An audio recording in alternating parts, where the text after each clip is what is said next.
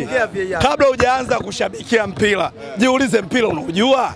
Si unanielewa? Tunaojua mpira tulikaa chini tukaangalia.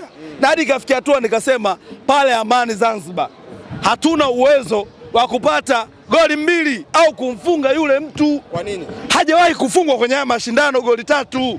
We nani ukamfunge? Mbona amefunga goli na limekataliwa? Offside. Tuanze kuchambua matukio moja kwenye mchezo. Red card ya Yusuf Kagoma ni halali? Halali kabisa. Halali. Unajua marefa wa kibongo wanatuharibia wachezaji, wanatuharibia sana. Kwa sababu wachezaji wa kibongo, Kagoma alikuwa na uwezo wa kucheza faulo zaidi ya 10 kwenye mchezo mmoja, hata njano hapati. Nikawa nasema ikitokea refa yuko serious, huyu atatoka na umeme.